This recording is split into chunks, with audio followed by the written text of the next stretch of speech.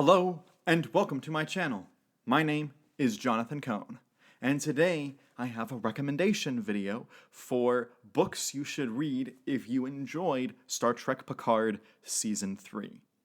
Now, in order to do this video properly and to give this reading list justice, I have to delve I have to delve heavily into spoilers for Picard Season 3. So if you have not watched Picard Season 3, I would suggest stop this video, watch it. It's great. It's amazing Star Trek. But come back after you've watched the season, and I can give you the rest of the suggestions. But most people who are Trekkies have been spoiled on Season 3 anyway, whether you're watching it or not. So I think most Trekkies will continue on. But welcome back if you watched it. I hope you enjoyed it. And before I get into my actual recommendations, I just want to talk a little bit about the season because I don't talk about movies and TV on the channel that much, but I wanted to talk about this. I could not get into Discovery.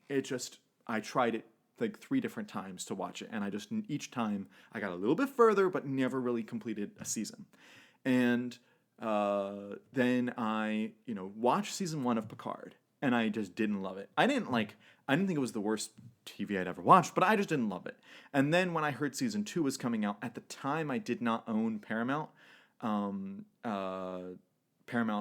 Plus, that is, and so I just didn't get around to seeing it. And then I heard through several YouTube channels that season 3 of Picard was actually a totally different type of season and was actually really good Star Trek. And they were saying, if you're a Trekkie, you have to watch this. And so I thought, you know what, I'll give it a chance. So I watched episode 1, and I thought, this is entertaining, so it's entertaining. I watched episode 2, and that's when I fell in love, because I loved the ending of episode 2. And the ending of episode 2 is one of the best endings to a TV episode for me. It hit all the emotional levels, the music, the action, the way it leaves on a cliffhanger, the way it propels you into the next week. I was ready. I said, I am all in on this season. And I loved the rest of the season. And when it got to episodes 9 and 10, and remember, I warned you about spoilers. I warned you. Don't complain that I didn't spoil or warn you, because I am warning you about the spoilers. When we got to episode 9 and 10, and we revealed spoilers that the Borg were returning, I thought, okay, I'm ready. And then all of a sudden we got that the Enterprise D is returning. I lost my mind. I loved this season so much. I went back and rewatched it once. I watched some of the episodes with my best friend who had not watched the season, and so I got him to watch it. He only watched it because I suggested it to him, but I got my best friend to watch it. And then I'm currently, as I'm recording this, midway through showing it to my dad, who is a very, very casual Trek fan, but he's really enjoying this. So I'm having a lot of fun watching Star Trek Picard again and again and again for season 3 and talking to people about it. And I had the idea, what if I were to create like book recommendations? If you've seen the season and you want to read some Star Trek books that are kind of in some ways similar to Picard. So I have some recommendations. Some of these are going to be super obvious, and then a few of them I think are going to be a little bit surprising. So let me talk. I have 5 recommendations. So let's get into it. The first, and of course I said I had to talk about spoilers because I couldn't suggest most of these books without giving away the whole plot of Picard Season 3, the ending. So the first thing I'll talk about is a Star Trek Voyager Homecoming, this duology. This is a great duology. I think it's Christy Golden's best work for Star Trek that she did. I've read most of her Star Trek work, and I thought she did a fantastic job telling a story post Endgame. So you have Star Trek Voyager Endgame, which really does a great Borg story, and they destroy most of the Borg conduits and destroy a lot of the Borg cubes and all that stuff, and the Borg's kind of hobbling off after that, and now what happens to the rest of the Voyager crew? And the reason I suggest this is not just because you got 7 of 9 as a prominent character, but also because this deals with the Borg doing basically a similar type of virus getting into characters' heads again. A very similar idea. in what is in these books and what happens in episodes 9 and 10 of Picard season 3. So if you liked that plot part of the plot, this is very similar. This isn't necessarily as big or action packed as Picard season 3, but it pays off a lot of things with the characters. It does some great things with Harry Kim. If you like Voyager, it's good as a Voyager story. But I'm particularly referencing this because of the Borg plot line. Speaking of the Borg, there is also my problem with Star Trek First Contact. Even though it's a very entertaining movie, I felt it wasn't big enough. I felt it didn't tell a grand, terrifying the Borg or the threat. You have one Borg cube, and that one Borg cube gets destroyed at the beginning of the movie, and so you just have the really small, tiny sphere, and then the sphere gets destroyed, and now they're on the Enterprise. Like, that's the entirety of the Borg threat. It's really small, but I wanted something epic. And if you want something epic, I suggest Peter David's Before Dishonor. This has some of the Voyager characters and some of the Next Generation characters. Janeway is in this. 7 of 9, who's in Star Trek Picard Season 3. And then, of course, most of the TNG characters are in this. And this feels like an epic movie. If you want big action Borg threats, like, this is the big Borg book that you want. And it's really entertaining. It is a blast to read. It felt like a big film, and it felt like if they had used this script instead of First Contact, I think this would have been a better movie.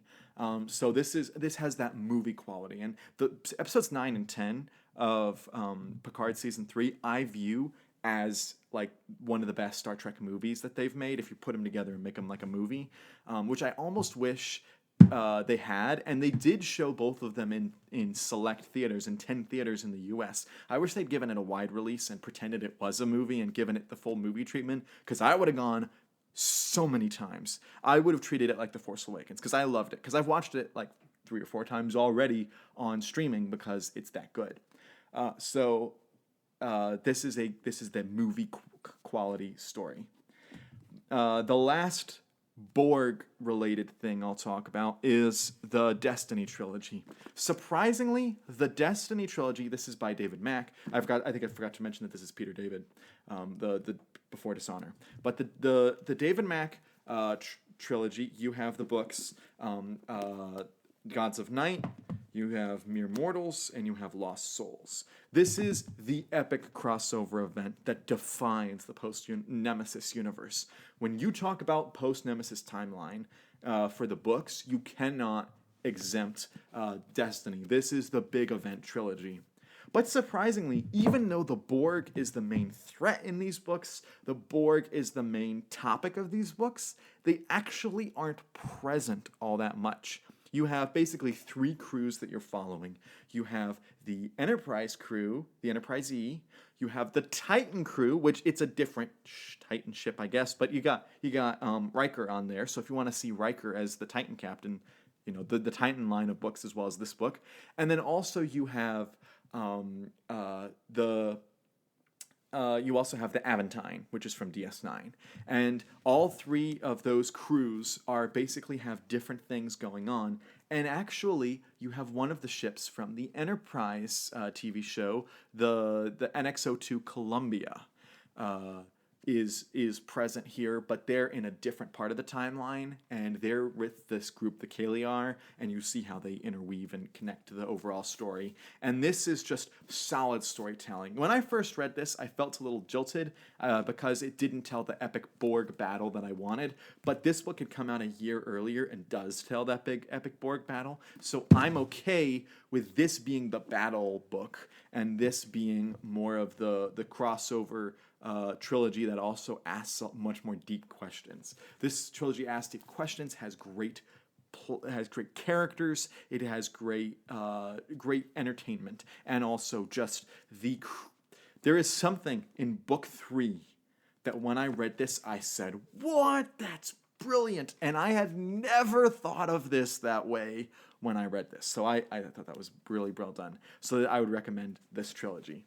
All right, I'm done suggesting Borg stuff. Let's say you enjoyed Picard Season 3, because it's a political thriller series. You know, especially the kind of cat and mouse elements between the Titan and the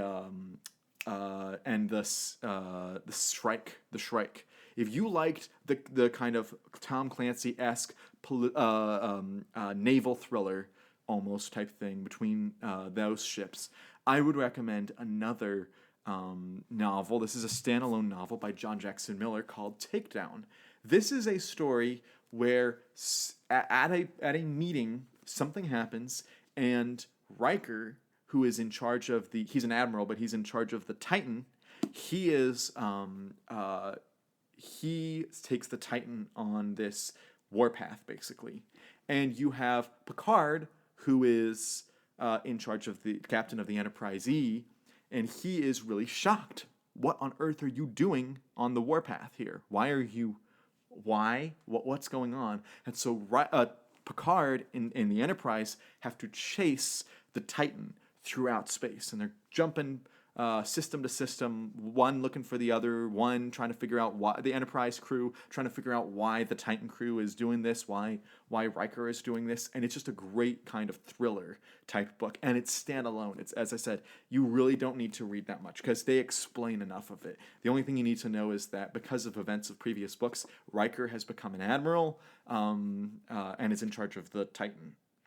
That's about all you need to know. All right, so my final recommendation for a book that you should read is actually a Picard novel. And that's the book by Una McCormick, Star Trek Picard, The Last Best Hope. As I said, I was not a huge fan of Picard Season 1. In fact, I was very disappointed in it. So disappointed that I didn't even watch Season 2. But this book I did read because I read Star Trek books. That's my thing. I love the Star Trek books. I love the books more than the shows and movies. But I read this book, and I thought it was brilliant. It is a great example of how to do tie-in fiction. Una McCormick has to explain how we got to the point of Picard Season 1. Why did Picard become an admiral? Why did Picard suddenly feel not connected to Starfleet anymore? What was his purpose in the Romulan subplot stuff? And then you also have, the basic central premise of this book is that they know that the Romulan star is going to explode, and so it's going to cause mass chaos, and all the Romulans won't have a place to go. But you have billions of beings. Where do you put them? And also, how do you transport them off system? It's not like they just have ships ready to go. I mean, they have some ships, but not for billions of people. They only maybe 10,000s or tens of thousands. So what they have to do is Jean-Luc Picard takes a team, including Raffi Musiker, who is in all three Picard seasons, and Picard and Raffi basically have to go and make a plan. How are we going to get the ships there? How are we going to get the people off? Where are they going to go? Who are we going to meet? What kind of people do we want them to mingle with? How do we preserve their culture? What items do we take? All those questions are discussed, and then you have the whole subplot about the robots, the machines, the synthetics causing problems, and that is also a major discussion point here. So this is a good Star Trek Picard novel. I'm not sure that everyone will love it, but I certainly loved it. It's one of my favorite Una McCormick books. So that is my suggestion, my recommended reading list for if you enjoyed Picard Season 3, what you should read. First of all, please tell me in the comments, did you watch Season 3 of Picard, and did you love it as much as I did, or just love it at all? And also, let me know if you've read these books, if you think they're good recommendations, or if you have other recommendations that you think would work better than mine. Let me know all those thoughts in the comments section down below. Until next time, I'm Jonathan, and thank you for watching.